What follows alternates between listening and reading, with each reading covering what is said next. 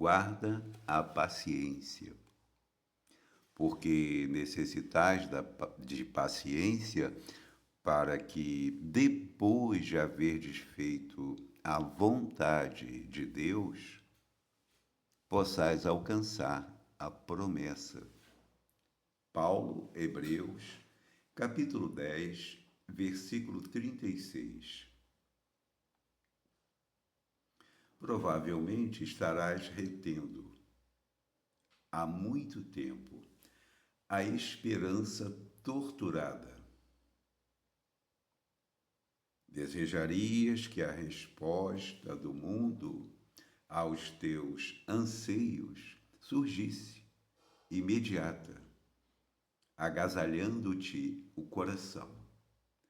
Entretanto, que paz desfrutarias no triunfo aparente dos próprios sonhos, sem resgatares os débitos que te encadeiam ao problema e à dificuldade? Como repousar ante a exigência do credor que nos requisita? Descansará o delinquente antes da justa reparação à falta cometida?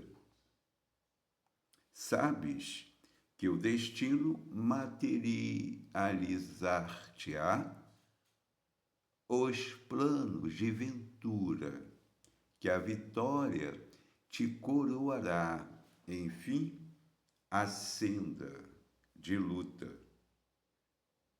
Mas reconheces-te preso ao círculo de certas obrigações, o lar convertido em forja de angústia, a instituição a que serves, onde sofres a intromissão da calúnia ou o golpe da crueldade, o parente a que deves respeito e carinho, do qual recolhes menosprezo e ingratidão,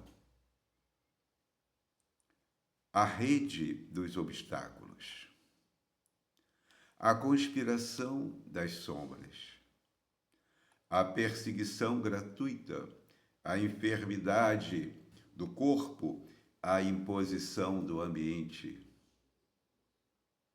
Se as provas te encarceram nas grades constringentes do dever a cumprir, tem paciência e satisfaze as obrigações a que te enlaçaste.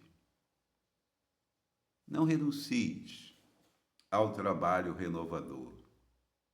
Recorda que a vontade de Deus se expressa cada hora nas circunstâncias que nos cercam.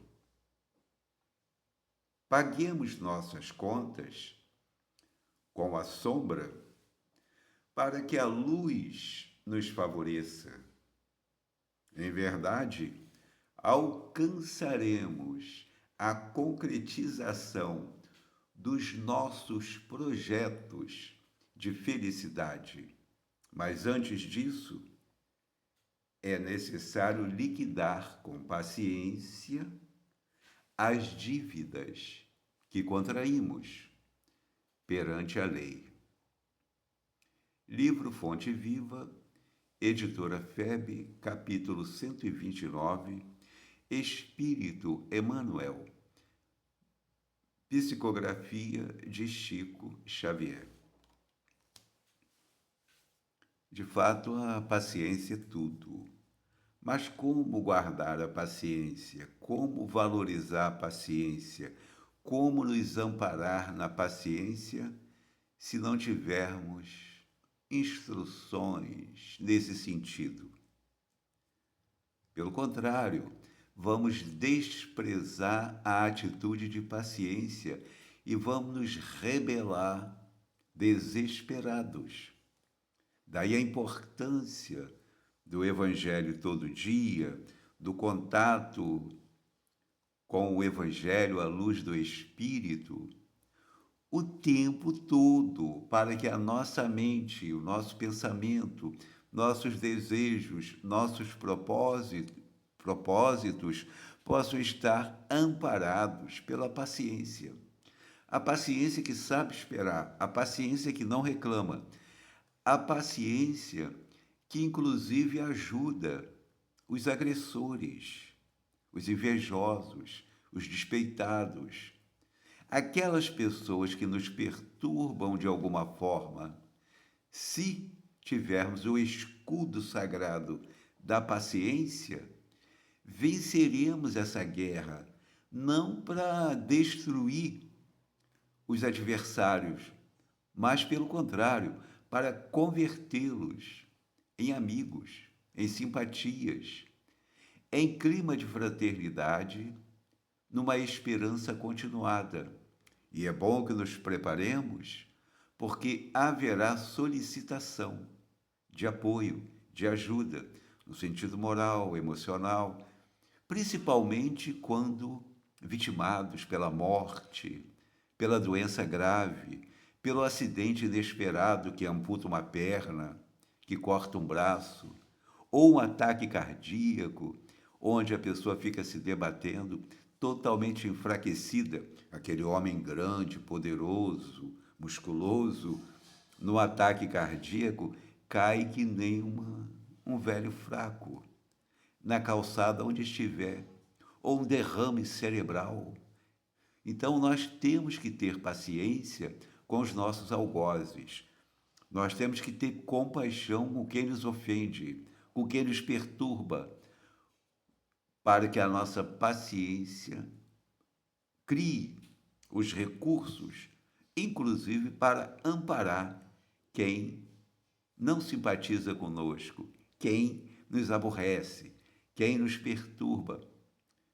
E às vezes nós estamos constrangidos a conviver com pessoas que nos são antipáticas ou que têm antipatia por nós, no ambiente, por exemplo, do trabalho. Precisamos daquele trabalho, não podemos deixar aquele trabalho. Aí suportamos a convivência com pessoas, às vezes, antipáticas ao nosso mundo emocional. A paciência vai nos ajudar a mudar a visão daquela pessoa, imaginando quanto ela deve sofrer na própria solitude, ou na soledade, na própria solidão. E em solicitando ajuda, não devemos negar. Porque às vezes a pessoa está em profunda soledade, está em profunda solidão, está desesperada quando sozinha, quando não tem ninguém para falar. Ora, se nós guardamos a paciência, se nós somos amparados pela paciência, e se nós procuramos executar a vontade de Deus, como diz Paulo, a vontade de Deus, leia-se, as leis de Deus. Deus não tem vontade humanizada como as nossas, mas ele está se referindo às leis de Deus que normatizam a vida, que regulamentam a vida em todos os reinos. Nós precisamos confiar na sabedoria divina. Recorda que a vontade de Deus se expressa a cada hora nas circunstâncias que nos cercam. Vontade de Deus, leia-se, para não humanizar Deus, é importante que possamos ler as leis de Deus.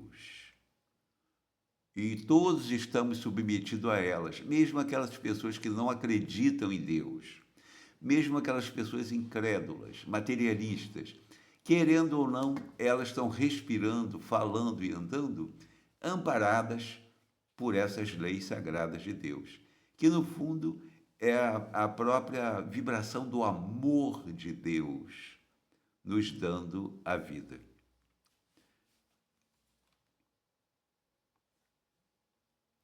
Paguemos nossas contas com a sombra, para que a luz nos favoreça.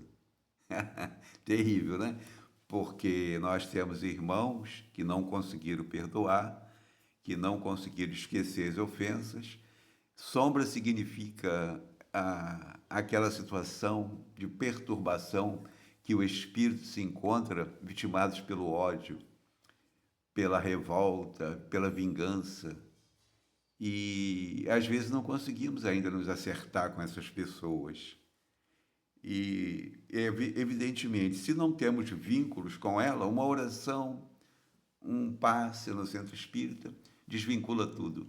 Mas se temos ligações, a oração vai ajudar, o passe vai socorrer, mas o trabalho de reconciliação terá que ser nosso, no sentido da renúncia, do esquecimento, do perdão, do esquecimento da ofensa e do perdão mesmo, naquele momento, no dia a dia que está acontecendo a ofensa.